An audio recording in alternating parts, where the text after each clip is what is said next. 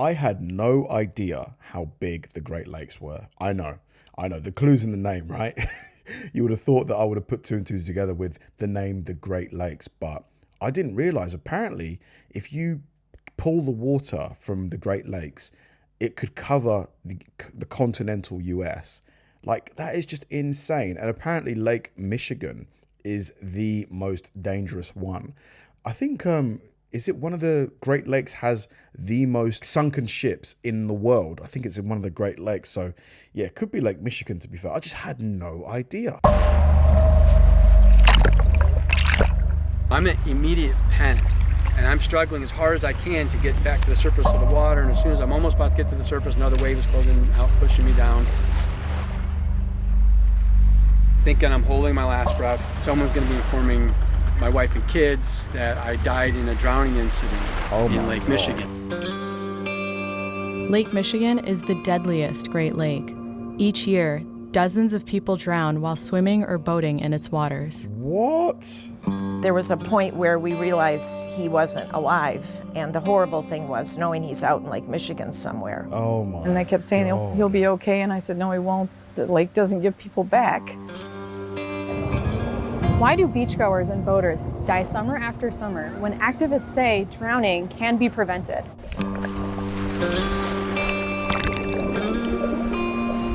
Wow. With its Caribbean blue water and sandy beaches, Lake Michigan draws millions of tourists every year. The 22,000 square mile freshwater lake has been a vacation destination for generations. Its miles of beaches, sand dunes, parks, and facilities make it a point of pride for Michigan residents.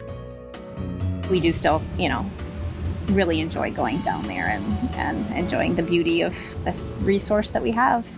It's just sad that, you can never forget what it took from us.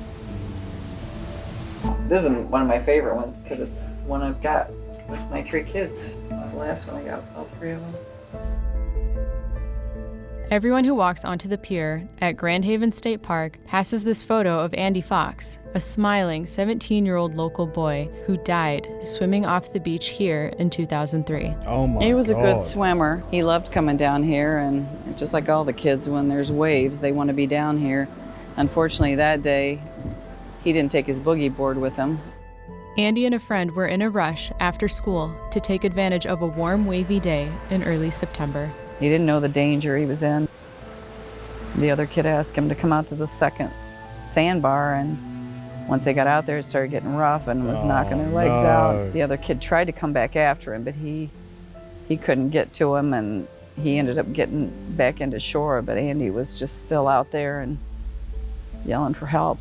Oh my God. We slept on the beach that night because we didn't want to leave him down there by himself. Oh. We couldn't do anything but sit there and look into the water and wonder where he was. Awful. Awful. According to data from the Great Lakes Surf Rescue Project, nearly half the people who drown in the Great Lakes every year drown in Lake Michigan. Wow, what makes Lake Michigan so much more dangerous? Because I don't think Lake Michigan is the biggest of the Great Lakes. I think is it Lake Superior or Lake Erie that's the biggest one? But what makes Lake Michigan the most dangerous one? An average of about 38 people a year. The Wisconsin-Illinois border, northwest Indiana, southwest Michigan is the most deadliest spot on the Great Lakes for drownings. The area is densely populated, and the shore features uniquely dangerous conditions that people might not expect from a lake. Folks come out of the city, want to put their mind on vacation, and they just don't realize the power of a 4 or 5 foot wave. Out on the ocean, you might have 6 foot waves, but they're spread apart. On Lake Michigan, they're pounding you, one right after the other, real close together. Piers, like this one in Grand Haven, line the Lake Michigan shoreline. They're picturesque landmarks, but they can create dangerous currents. When they get to the pier, it's going to be like they're on steroids. They're going to be, twice as strong. There's waves bouncing into the pier. It's like a washing machine, and it's one of the worst case scenarios a person can get themselves into. Dude, I don't know, man. If I lived here and was going to Lake Michigan, I just would not, knowing how many people die every year, I don't know if I'd let my kids swim in it, honestly. Like, unless they just stick to a very strict like limit, like don't go past this point, I'd be so worried. Another deadly hazard, rip currents. The wave comes in, it's got to go back out. So as it goes back out, It's gonna it'll find pull these you channels and accelerate its force and speed. Yeah. Just think of a river that's flowing pretty good. Could you swim against that current in a No river? chance. Would you try to? No, you wouldn't. It was a rip current that caught Andy Fox. Oh man. He didn't know anything about getting out of a rip current and did exactly what he shouldn't and tried swimming back straight in. Unpredictable weather can add to the danger. So how do you get out of a rip current then? Like, because if you swim toward the wave, I guess the wave will push you back, I suppose. How do you do it? Lake Michigan is as dangerous or more dangerous than the ocean because storms come up so quickly. And by the time you can start heading toward shore, the storm and the wind is on you. He was out and there was a storm, and that's what we know. Carol Smith Sandy's 23-year-old son, Jacob, drowned after kayaking off Indiana Dunes National Park in May of 2019. God. He had a really wonderful smile, and he'd crinkle up his eyes, you know. I used to think if in old age he'd have all these wrinkles around his eyes because he just had this huge smile. He was very experienced. He loved being out in the water. In life, you can only play the odds. You can wear the seatbelt and do everything right, and things still happen. But I think if we have lifeguards and good sound warning systems, that will help improve our odds. There were no lifeguards at the national park where Jacob Sandy launched his kayak for the last time. And there haven't been lifeguards in Michigan state parks since the early 1990s. Wow. I mean, guys, anybody who lives in that region that goes to the beaches of Lake Michigan, do you swim? I just wouldn't want to take that chance, man. Like, it just seems so risky. Like, especially not having any lifeguards. So if you can't swim back, who's going to save you? Like, man, this is scary. It's outrageous that we don't have lifeguards. Yeah, why These aren't beaches they're huge. are the economic engines for your tourism, and you're not protecting the people when they come here. David Benjamin, who became an advocate for safety on the Great Lakes after nearly drowning himself, calls lifeguards a drowning person's only hope. If someone struggles in the water and they submerge and nobody's watching the water, it might be 10 minutes, 30 minutes before someone realizes someone's missing. Why are there no lifeguards? Because, I mean, lifeguards don't cost that much money, do they? What's a lifeguard make per shift? 25 bucks an hour, 30 bucks an hour? So what, let's say, I don't know, 200 bucks a day for a 7-hour shift, roughly? Why can't we put lifeguards there?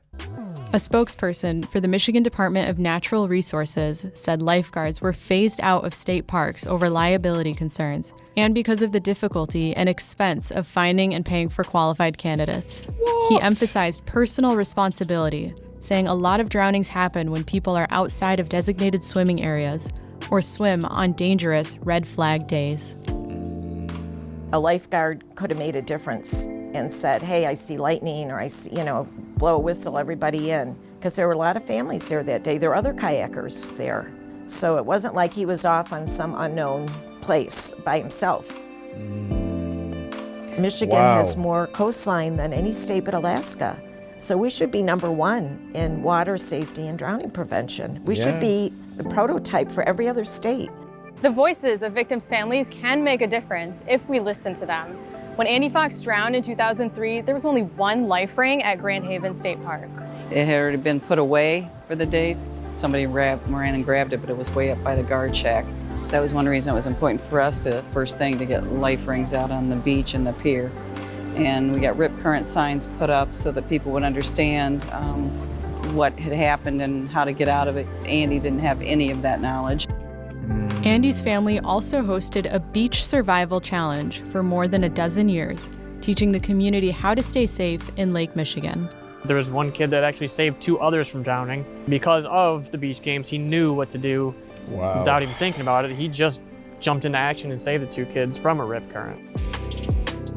Yeah, these waves look so powerful. I mean, if you get caught up in these waves, you are not going to be able to swim against them. Like, it's just going to pull you further and further out. Carol Sandy is also turning her tragedy into action and raising national attention.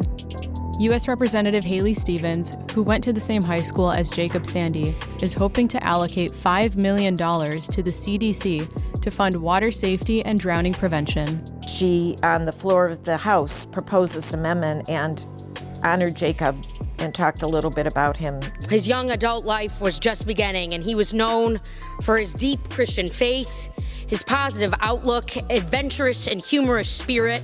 There is so much more we can do to prevent drownings in America. For now, without lifeguards on most Lake Michigan beaches, it's vital that swimmers and boaters know how to stay safe. If you're in the water of the Great Lakes and you're wearing a life jacket, you have less than a 1% chance of drowning.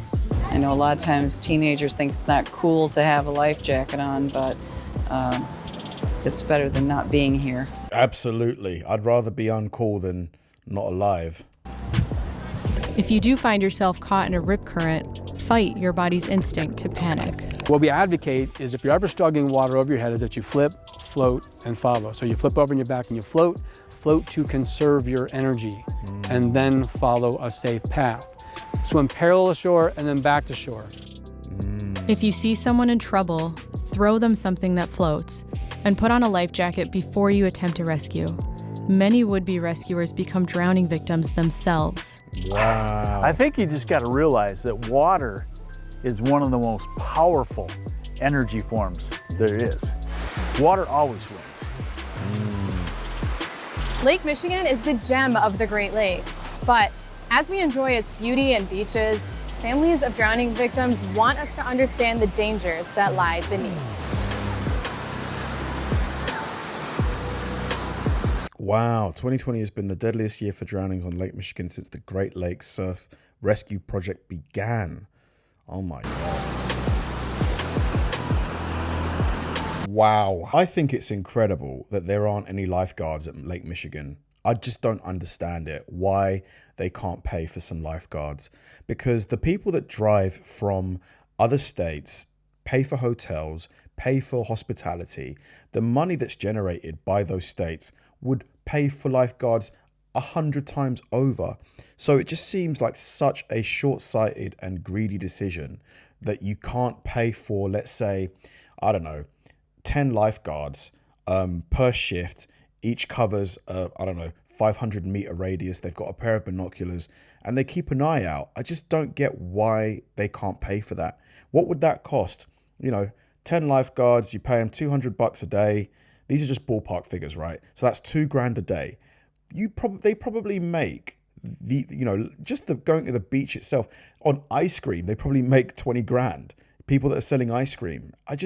It just seems crazy to me that there's no lifeguards. Or what do you guys think? Do you think it's down to the person to know, the risks of getting in the water, etc.?